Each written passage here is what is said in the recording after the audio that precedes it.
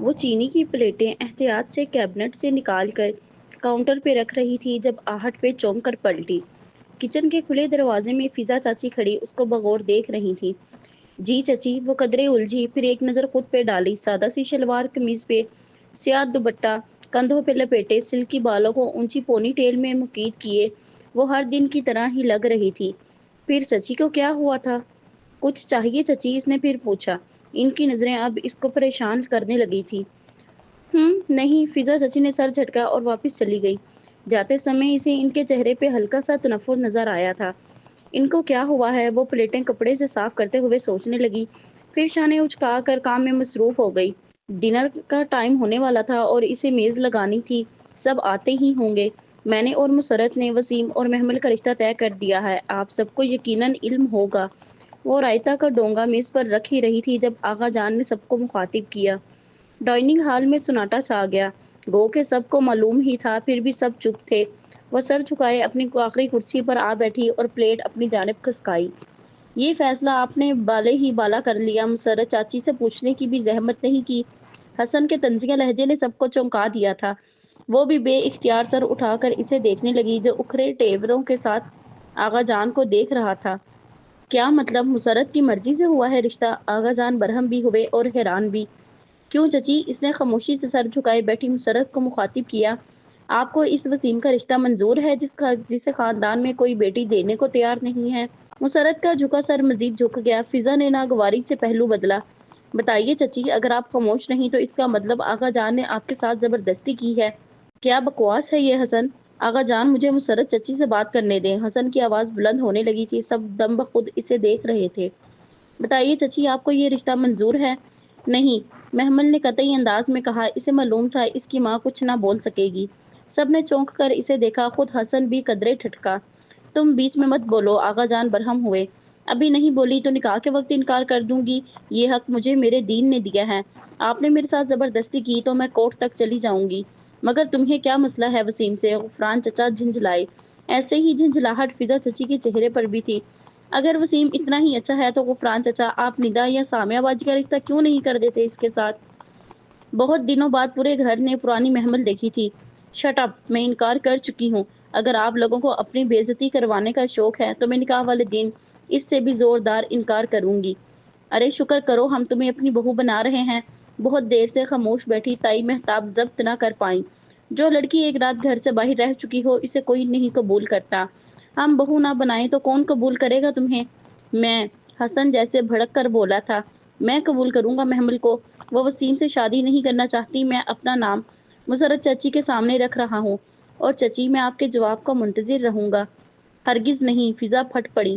میں اس لڑکی کو کبھی قبول نہیں کروں گی جو کسی کے ساتھ بھاگ گئی تھی۔ ممی، وہ زور سے چیخا تھا۔ اسے مزید کچھ سنا نہیں گیا۔ وہ کرسی دھکیل کر بھاگتی ہوئی ڈائننگ ہال سے باہر نکل گئی۔ بریگیڈیئر فرقان کا بنگلہ، جس کے ٹیرس پہ بوگن ویلیاں کی بیلوں کا راج تھا، آج بھی ایسے ویسے ہی اداس اور ویران لگا تھا، بلکہ وہ شاید ہمیشہ ہی ایسا ہوتا تھا۔ مکین کے خود قرآن پڑھنے اور مکان کو محض سنوارنے میں بہرحال فرق تو ہوتا ہے۔ آج پھر وہ چند پمفلٹس ہاتھ میں پکڑے ان کے گیٹ پہ کھڑی تھی۔ بیل پہ ملازم نے بھاگ کر چھوٹا دروازہ کھولا۔ جی بی بی، اس نے سر باہر نکالا۔ مجھے بریگیڈیئر فرقان سے ملنا ہے، وہ اندر ہیں؟ جی وہ کام کر رہے ہیں، ان سے کہو محمل آئی ہے۔ قدرے تحکم سے کہہ کر وہ سینے پہ ہاتھ باندھے وہی کھڑی ہو گئی۔ فوراً ملازم اندر کو دوڑا۔ چند لمحے بعد ہی اس کی واپسی ہو گئی۔ صاحب کہہ رہے ہیں آپ اپنے یہ کاغذ لے لیں۔ اس نے پرانے پمفلٹس ان کی طرف بڑھائے۔ انہوں نے پڑھ لیے ہیں؟ نہیں جی، وہ مصروف تھے۔ اپنے صاحب کو بولو یہ ان پر میری امانت تھی۔ جب انہوں نے لیے تھے تو ان پر سونپی گئی میری ذمہ داری بھی انہیں نبھانی تھی، ورنہ لینے سے انکار کر دیتے۔ انہوں نے خیانت کر کے یہ لوٹائے ہیں اور اگر میں نے معاف نہیں کیا تو انہیں معافی نہیں ملے گی۔ ملازم ہونکوں کی طرح اسے دیکھنے لگا اور پھر اندر کی طرف لپکا۔ صاحب آپ کو اندر بلا رہے ہیں۔ وہ پیغام دے کر جلد ہی اندر آیا تھا۔ شکریہ، وہ پورے اعتماد سے اندر چلی آئی۔ اسٹڈی کا دروازہ کھلا تھا۔ محمل نے چوکھٹ پہ کھڑے کھڑے دروازہ انگلی سے بجایا۔ اسٹڈی ٹیبل کے پیچھے ریوالونگ چیئر پر بیٹھے بریگیڈیئر فرقان نے کتاب پر جھکا سر اٹھایا اور اینک کے پیچھے سے اسے دیکھا جو دروازے کے بیچ کھڑی تھی۔ یونیفارم کی سفید قمیض اور چہرے کے گرد نفاست سے لپیٹا تر و تازہ گلابی سکارف جو پیچھے سے اونچی پونی کے باعث ذرا سا اٹھ گیا تھا، ہاتھ میں چند پمفلٹس پکڑے وہ دراز قد سنہری آنکھوں والی لڑکی منتظر کھڑی تھی۔ کم ان۔ بریگیڈیئر فرقان نے چشمہ اتار کر میز پر رکھا، کتاب بند کی اور کرسی پہ قدرے پیچھے کو ٹیک لگائی۔ میں کچھ پمفلٹس دے کے گئی تھی اور میں نے واپس کر دیے تھے، اور کچھ ان کے باروب چہرے پہ نہ قدرے نہ گواری تھی۔ جی یہ کچھ اور ہیں۔ وہ آگے بڑھی اور چند پمفلٹس ان کی میز پہ رکھ دیے۔ یہ آپ پڑھ کر مجھے واپس کر دیجیے گا۔ مگر مجھے یہ نہیں چاہیے، وہ بیزار سے بولے۔ میں نے آپ کو چوائس تو نہیں دی سر، آپ کو یہ لینے پڑیں گے، میں کچھ عرصہ بعد آ کے لے جاؤں گی۔ پڑھ کر سنبھال لیجیے گا، ان پر اللہ کا نام لکھا ہے، امید ہے آپ پھینکیں گے نہیں۔ وہ کھڑی کھڑی کہہ کر واپس پلٹ گئی۔ بریگیڈیئر فرقان نے تل ملا کر ایک نظر ان پمفلٹس کو دیکھا، پھر دراز میں ڈال کر اپنی اینک اٹھائی اور کچھ بڑبڑاتے ہوئے کتاب کھول لی۔ وہ اپنی دھن میں راہداری میں چلی جا رہی تھی کہ اچانک دوسری طرف سے آتی فرشتے پر نگاہ پڑی۔ اس کے لب بھینچ گئے، بے اختیار ہی وہ پیچھے ہوئی تھی۔ فرشتے نے اسے نہیں دیکھا، وہ اپنے ساتھ ساتھ چلتی ٹیچر سے کچھ فکر مندی سے کہتی جا رہی تھی۔ محمل الٹے قدموں واپس لوٹ آئی اور برآمدے میں رخ موڑ کر کھڑی ہو گئی۔ توقع کے عین مطابق فرشتے نے اس کی موجودگی نوٹ نہیں کی۔ ساتھ ہی ٹیچر کے ساتھ پریئر ہال کی سیڑھیاں اترتی چلی گئی۔ پریئر ہال میں ملک کے نامور مذہبی اسکالر ڈاکٹر سرور مرزا کے لیکچر کا انعقاد تھا۔ وہ بھی سست روی سے چلتی ہوئی ایک درمیانی نشست پہ آ بیٹھی۔ ابھی لیکچر شروع نہیں ہوا تھا۔ محمل نے ہاتھ میں پکڑا پاکٹ سائز قرآن کھولا اور یوں ہی پڑھنے کے لیے صفحے پلٹنے لگی۔ فرشتے نے ایسا کیوں کیا؟ یہ سوال مسلسل اس کے ذہن میں گردش کر رہا تھا۔ اس نے آغا جان سے محمل کی جائیداد میں سے حصہ کیوں مانگا؟ فرشتے جیسی لڑکی اتنی مادہ پرست ہو سکتی ہے، وہ تو سوچ بھی نہیں سکتی تھی۔ اس نے مطلوبہ صفحہ پلٹا اور وہ آیات نکالی جو آج پڑھائی جانے والی تھی، مگر ڈاکٹر سرور کے لیکچر کے باعث آج تفسیر کی کلاس نہیں ہونا تھی۔ اور ان چیزوں کے بارے میں سوال نہیں کرو جو اگر ظاہر کر دی جائیں تو تمہیں بری لگیں۔ وہ گہری سانس لے کے محمل نے قرآن بند کر دیا۔ میرا کچھ بھی پرائیویٹ نہیں ہے۔ اس نے آہستہ سے گردن اوپر کو اٹھائی اور پھر اوپر دیکھتے ہوئے مسکرا کر سر جھٹکا۔ جب بھی ایسا کچھ ہوتا ہے قرآن پہ بے حد پیار آتا تھا۔ اسے لگتا تھا دنیا میں اس سے بڑا کوئی کمیونیکیشن ایجاد نہیں ہوا تھا۔ مگر ایسا کیا ہے جو مجھے اس سوال کا جواب برا لگے گا؟ وہ نہ چاہتے ہوئے بھی پھر سے سوچنے لگی تھی۔ ڈاکٹر سرور لیکچر شروع کر چکے تھے۔ پورا ہال کھچا کھچ بھرا ہوا تھا۔ دور دور تک پنک سکارف سے ڈھکے سر دکھائی دے رہے تھے۔ اسٹیج کے قریب چیئرز پر سٹاف موجود تھا۔ فرشتے بھی وہیں ایک کرسی پر بیٹھی تیز تیز ڈائری پہ لیکچر نوٹ کر رہی تھی۔ اسے نوٹس لیتے دیکھ کر وہ بھی چونک کر ڈاکٹر سرور کی طرف متوجہ ہوئی تھی، جو روسٹرم پر کھڑے تھے۔ سر پہ جناح کیپ، سفید داڑھی، شلوار قمیض اور واسکٹ میں ملبوس وہ خاصے منجھے ہوئے اسکالر تھے۔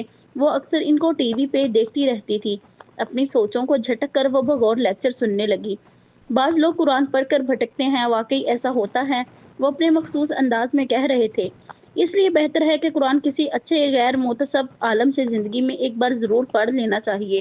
مگر اس کا یہ مطلب نہیں کسی کا دامن پکڑنا ضروری ہے، نہیں، بلکہ کسی غیر متصب تفسیر کو پڑھ کر بھی کسی حد تک قرآن کی سمجھ بوجھ پیدا کی جا سکتی ہے۔ قرآن کو پڑھ کر ہم ہر آیت کے اپنے حالات کے مطابق کئی مطلب نکال لیتے ہیں۔ وہ مطلب نکالنا غلط نہیں ہے، مگر ظاہر کو باطن سے تشبیہ دینا قطعاً غلط ہے۔ مثلاً بنی اسرائیل کو جو گائے ذبح کرنے کا حکم اللہ سبحانہ تعالیٰ نے موسیٰ علیہ السلام کے ذریعے دیا تھا، وہ ہم سب جانتے ہیں۔ اس واقعے سے ہم یہ سبق تو نکال سکتے ہیں، کثرت سوال سے حکم مشتبہ ہو جاتا ہے، مگر اس سے یہ مطلب ہرگز نہیں نکلتا کہ وہاں گائے سے مراد ایک صحابیہ ہیں۔ نعوذ باللہ، بعض لوگوں نے واقعتاً یہاں گائے سے مراد صحابیہ کو لیا ہے۔ ایک اور سورہ ہجر کی آخری آیات میں ہے کہ اپنے رب کی عبادت کرو یہاں تک کہ تمہارے پاس یقین آ جائے۔ اب یہاں یقین سے مراد موت ہے، یعنی موت آنے تک عبادت کرتے رہو، مگر بعض لوگ یہاں یقین سے مراد بیلیو لے کر اپنی عبادت کو کافی سمجھ کر بس کر دیتے ہیں کہ جی ہمیں اپنی عبادت پر یقین آ گیا ہے تو سب عبادتیں بس ختم۔ سورہ ہجر کہاں تھی بھلا؟ اس نے آہستہ سے اپنا چھوٹا قرآن کھولا اور صفحے پلٹنے لگی۔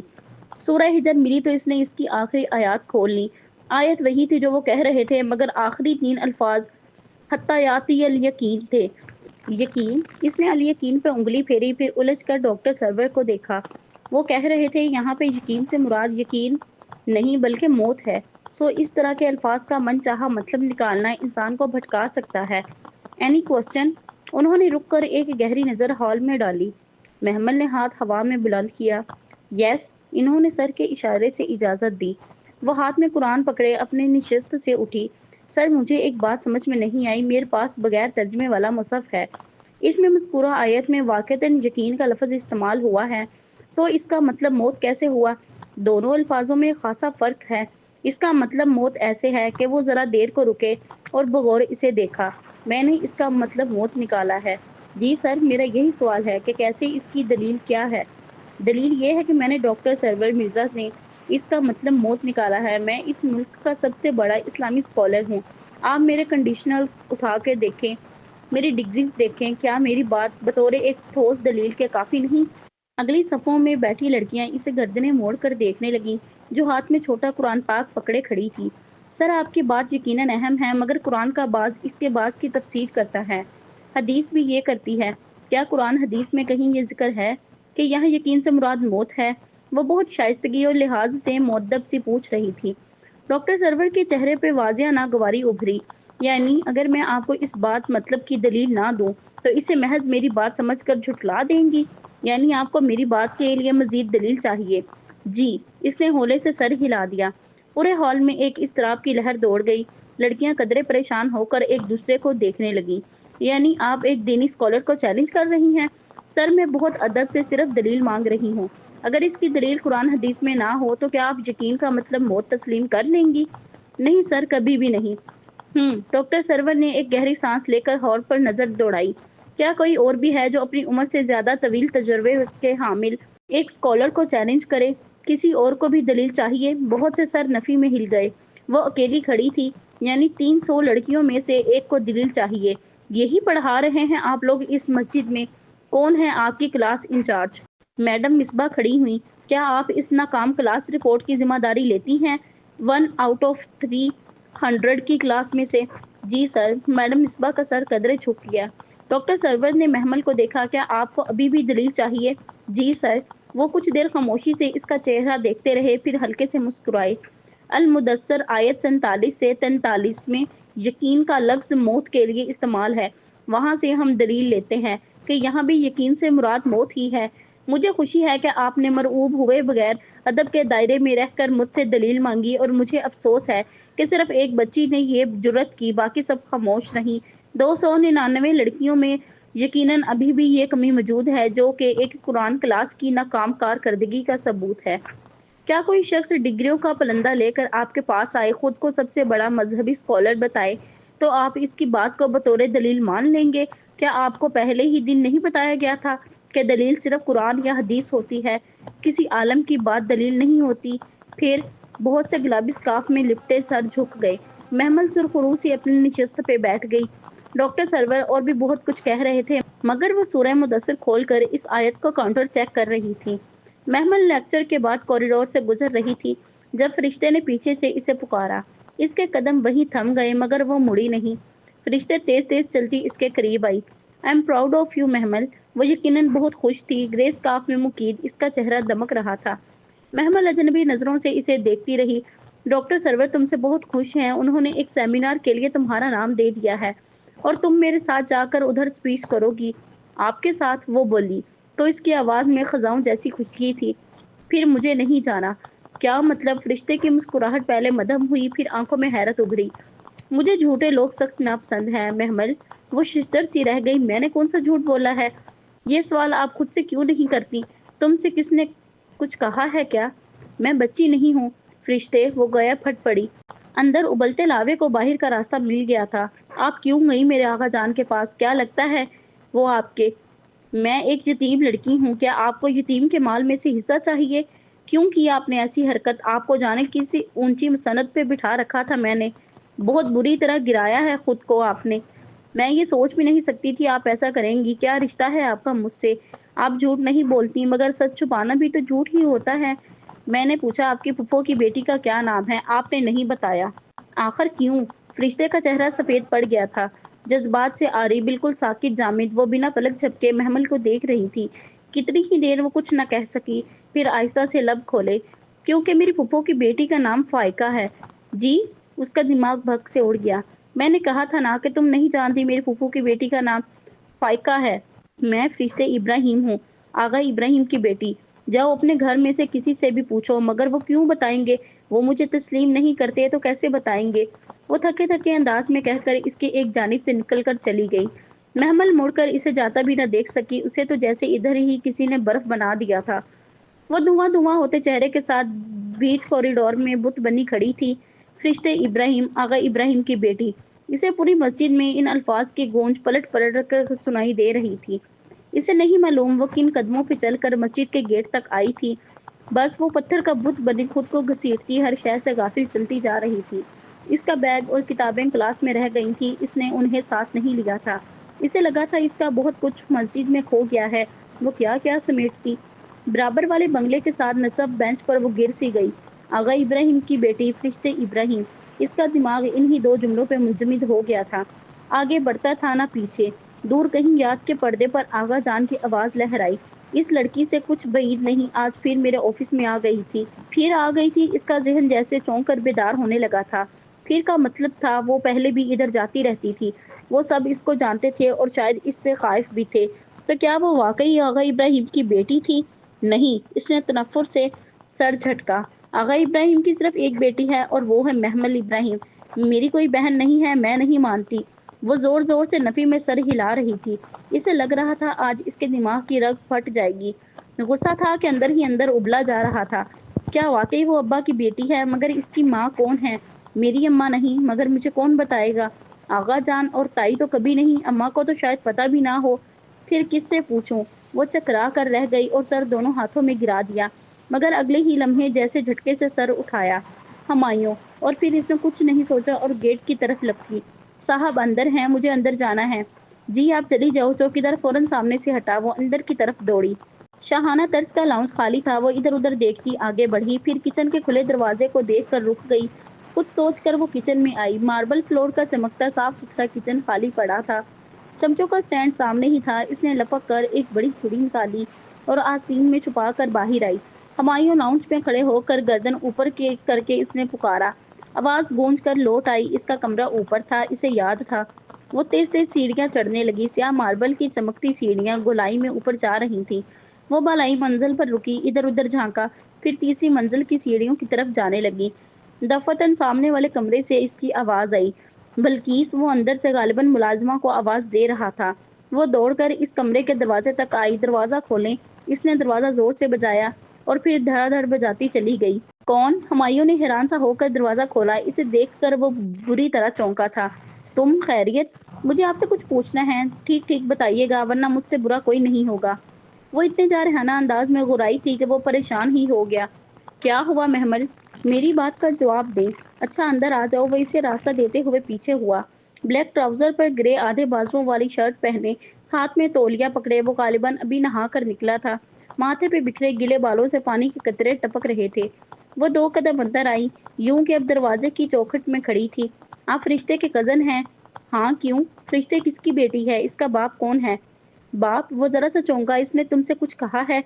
मैंने पूछा है फरिश्ते किसकी बेटी है। वो दबी दबी से गुर्राई थी। इधर बैठो, आराम से बात करते हैं। वो इसको रास्ता देता इसकी बाईं तरफ से करीब आया। मैं बैठने नहीं आई, मुझे जवाब चाहिए। इधर बैठो तो सही, ठंडे दिमाग से मेरी बात सुनो। वो बच्चा की तरह इसे बहलाता हुआ आगे बढ़ा और नरमी से इसका हाथ थामना चाहा। हाथ मत लगाए मुझे। वो बदक कर पीछे हटी। महमल इधर आओ। वो 2 कदम आगे बढ़ा। इसके करीब आया ही था कि महमल ने अचानक आस्तीन में छुपी छुरी निकाल ली। मुझे आप पे जरा भरोसा नहीं है, दूर रहें। वो छुरी की नोक इसकी तरफ किए मजीद 2 कदम पीछे हटी थी। छुरी क्यों लाई हो? मुझे मारने के लिए? इसके माथे पे बल पड़े और आंखों में गुस्से की लहर उभरी। वो तेजी से बढ़ा और महमल का छुरी वाला हाथ मरोड़ा। छोड़ें मुझे, वरना मैं आपको मार दूंगी। वो इसकी मजबूत गिरफ्त के बावजूद कलाई छुड़वाने की कोशिश कर रही थी। दूसरे हाथ से इसने इसके कंधे को पीछे धकेलना चाहा। हुमायूं इसके छुरी वाले हाथ का रुख दूसरी तरफ मोड़ रहा था और फिर इसे पता भी नहीं चला छुरी की तेज धार गोश्त में घुसती चली गई। महमल को लगा वो मरने वाली है। इसने खून उबलते हुए देखा और फिर अपनी चीख सुनी, मगर नहीं, उसे छुरी नहीं लगी थी। फिर वो कराह कर पीछे हटा तो महमल की कलाई आजाद हो गई। हुमायूं के दाएं पहलू में से खून उबल रहा था। वो छुरी पे हाथ रखे लड़खड़ा कर 2 कदम पीछे हटा था। ओ मेरे खुदाया, ये मैंने क्या कर दिया? खौफ से इसकी आंखें फट गईं। छुरी पे रखा हुमायूं का हाथ खून से सुर्ख पड़ने लगा था। वह दर्द की शिद्दत से दीवार के साथ बैठता चला गया। वो वहशत ज़दा सी इसे देख रही थी। इसका पूरा जिस्म कांपने लगा था। यकीन ही नहीं आ रहा था ये सब इसने किया है।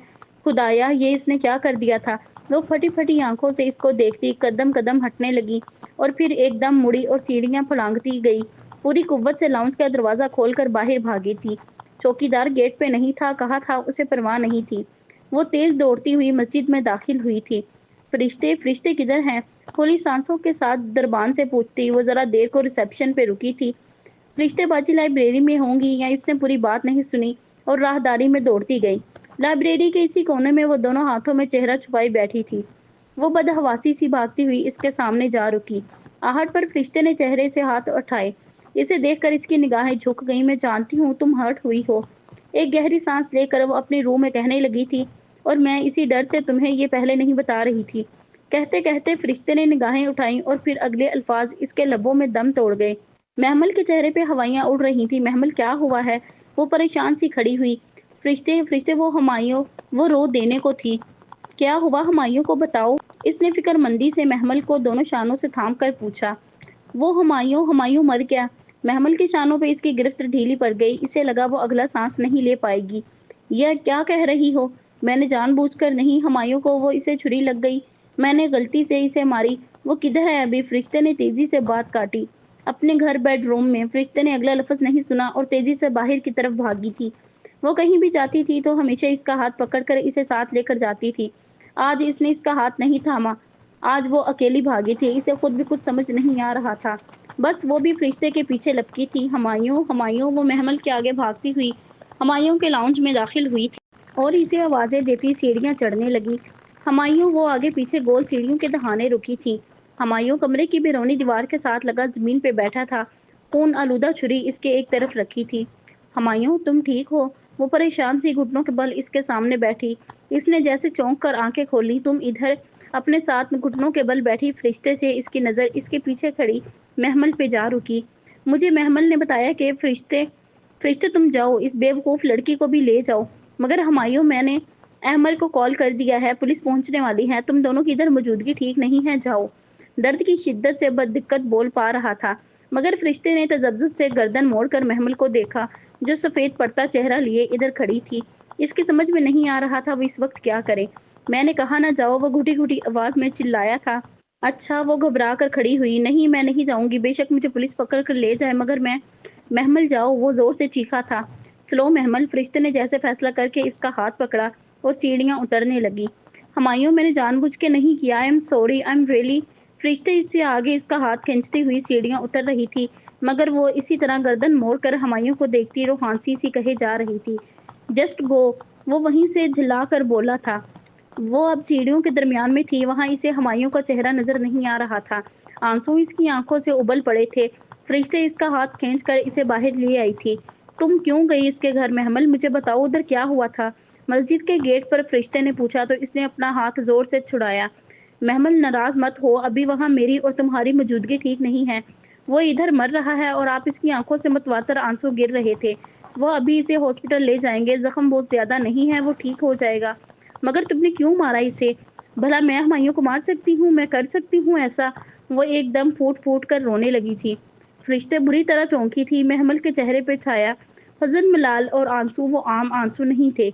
मैंने जानबूझकर नहीं किया ऐसा, आई स्वेयर। अच्छा, अंदर आओ, आराम से बात करते हैं। इसने खुद को संभाल कर कहना चाहा, मगर वो कुछ सुनने को तैयार ही नहीं थी।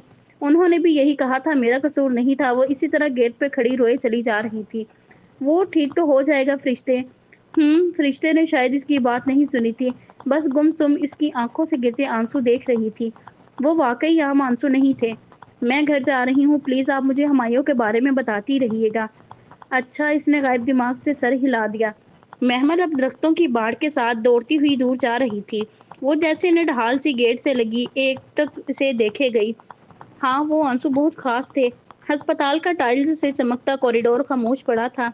कॉरिडोर के इख्तिताम पर वो बेंच पे सर झुकाए बैठी थी। महमल जो दौड़ती हुई इधर आ रही थी, इसे बैठे देखकर लम्हे भर को ठिठकी रुकी, फिर भागती हुई इसके करीब आई। फरिश्ते फरिश्ते फरिश्ते ने हाथों में से गिरा हुआ सर उठाया। वो कैसा है? महमल इसके सामने पंजों के बल बैठी और दोनों हाथ इसकी घुटनों पे रखे। बताई ना, वो कैसा है? वो बेकरारी से इसकी सुनहरी आंखों में देखती जो आप तलाश कर रही थी। ठीक है, जख्म ज्यादा गहरा नहीं है। वो भी महमल की भूरी आंखों में कुछ तलाश कर रही थी। मैं इससे मिल सकती हूँ? अभी वो होश में नहीं है। کیوں؟ وہ تڑپ کر بولی تھی۔ وہ فجر کا وقت تھا اور جیسے ہی فرشتے نے اسے اطلاع دی تھی وہ بھاگتی ہوئی آئی تھی۔ ڈاکٹرز نے خود اسے سلائی رکھا ہے، وہ ٹھیک ہو جائے گا۔ محمل تم پریشان نہ ہو۔ میں کیسے پریشان نہ ہوں؟ میں نے ان کو چھری ماری ہے۔ میں ایسا کیا ہوا تھا محمل؟ تم نے کیوں ایسا کیا؟ میں نے جان بوجھ کر نہیں کیا، میں ان سے پوچھنے گئی تھی، وہ لب کچلتی دبدباتی آنکھوں سے کہتی چلی گئی۔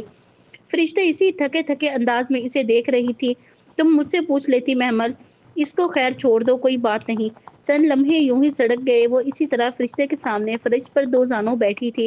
اس کے ہاتھ ابھی تک فرشتے کے گھٹنوں پر تھے۔ بہت دیر بعد اس نے خاموشی کو چیر دیا۔ آپ نے کہا آپ آغا ابراہیم کی بیٹی ہیں؟ ہاں میں آغا ابراہیم کی بیٹی ہوں، میرے ابا کی۔ اس کا گلا رد گیا۔ تمہیں یہ انہونی کیوں لگتی ہے؟ سوائے تمہارے سب بڑوں کو علم ہے، تمہاری امی کو بھی۔ امی کو بھی اسے جھٹکا لگا تھا۔ ہاں ابا مجھ سے ملتے تھے، میری امی ان کی فرسٹ وائف تھی۔ ڈائیورس کے بعد امی اور ابا الگ ہو گئے تھے، پھر انہوں نے تمہاری امی سے شادی کی۔ دونوں کی ان کی پسند کی شادیاں تھیں، ہے نا عجیب بات۔ خیر مجھ سے وہ ہر ویکینڈ پر ملنے آتے تھے۔ میں اپنے چچاؤں سے متعارف تو نہ تھی، مگر وہ سب جانتے تھے کہ میں کون ہوں، کدھر رہتی ہوں۔ مگر ابا کی ڈیتھ کے بعد انہوں نے مجھے تسلیم کرنے سے ہی انکار کر دیا۔ میں بہت دفعہ اپنا حق مانگنے گئی مگر وہ نہیں دیتے۔ ابا کی پہلی شادی خفیہ تھی، سوائے ہمارے بڑوں کے خاندان میں کسی کو علم نہ تھا۔ تم سے بھی چھپا کر رکھا گیا کہ کہیں تم میرے ساتھ مل کر حصہ نہ مانگنے کھڑی ہو جاؤ۔ آپ نے کیس کیوں نہیں کیا ان پر؟ بہت دیر بعد وہ بول پائی تھی۔ مجھے جائیداد سے حق نہیں، رشتوں سے حق چاہیے۔ محمل میں بہت دفعہ تمہارے گھر پر گئی ہوں مگر اندر داخلہ، خیر یہ لمبی کہانی ہے۔ کئی برسوں سے اپنے حق کی جنگ لڑ رہی ہوں۔ وارث اللہ نے بنائے ہیں، میں ابا کی وارث ہوں، یہی سوچ کر اب میں جائیداد سے حصہ مانگتی ہوں۔ مگر وہ بات ادھوری چھوڑ گئی۔ آپ کو پتا تھا میں آپ کے بارے میں نہیں جانتی؟ ہاں مجھے پتا تھا، میں نے جب بھی تم سے ملنے کی کوشش کی کریم تایا نے یہی کہہ کر روک دیا کہ محمل ذہنی طور پر ڈسٹرب ہو جائے گی اور ابا سے نفرت کرے گی، پھر میں نے صبر کر لیا۔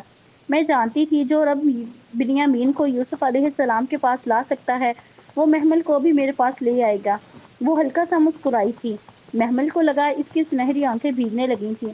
فواد بھائی، ان کا کیس؟ ہمایوں نے مجھے بتایا تھا کہ میرے کزن فواد نے اس کے ساتھ کسی لڑکی محمل کا معاملہ طے کیا ہے۔ کم عمر ہے اور خوبصورت بھی۔ میرا دل تب سے ہی کھٹک گیا تھا، مگر ہمایوں ماننے کو تیار نہیں تھا کہ فواد تمہارے ساتھ یہ کر سکتا ہے۔ اسے گمان تھا وہ کوئی اور لڑکی ہوگی، مگر جس لمحے میں نے مسجد کی چھت پہ تمہیں دیکھا تھا میں تمہیں پہچان گئی تھی۔ آپ نے تو مجھے کبھی نہیں دیکھا تھا۔ پھر دیکھا تھا ایک دفعہ، تمہارے اسکول آئی تھی تم سے ملنے، بینچ پہ بیٹھتی تمہیں دیکھتی ہی رہی، تم الجھی چڑچڑی سی لگ رہی تھی۔ مجھ سے تمہیں مزید ذہنی اذیت نہیں دی گئی تو واپس پلٹ گئی۔ فرشتے تھک کر چپ ہو گئی، شاید اب اس کے پاس کہنے کو کچھ نہ بچا تھا۔ وہ یاسیت سے اسے دیکھے گئی جو بہت تھکی تھکی نظر آ رہی تھی۔ بہت دیر بعد اس نے پھر لب کھولے۔ تم خوش قسمت ہو محمل کہ تم رشتوں کے درمیان رہی ہو، تم یتیم نہیں رہی ہو۔ یتیموں والی زندگی تو میں نے گزاری ہے، اس کے باوجود میں نے کبھی یتیمی کا لیبل خود پر نہیں لگایا۔ میری خالہ اور ہمایوں یہی تھے میرے رشتے، اور اب میرے پاس کھونے کو مزید رشتے نہیں بچے۔ ایک چیز مانگوں تم سے، کبھی مجھے اس آزمائش میں مت ڈالنا، میں مزید رشتے کھونا نہیں چاہتی۔ اے ایس پی صاحب کے ساتھ آپ ہیں؟ آواز پہ ان دونوں نے چونک کر سر اٹھایا۔ سامنے یونیفارم میں ملبوس نرس کھڑی تھی۔ جی، محمل اس کے گھٹنوں سے ہاتھ ہٹاتی بے چینی سے گھبرا کے اٹھی۔ اگلا پارٹ انشاءاللہ کل اپلوڈ کر دیا جائے گا۔ اگر آج کی ایپیسوڈ آپ کو اچھی لگی تو ویڈیو کو لائک کریں، دوسروں کے ساتھ شیئر کریں اور ہمارے چینل کو سبسکرائب کریں۔ شکریہ۔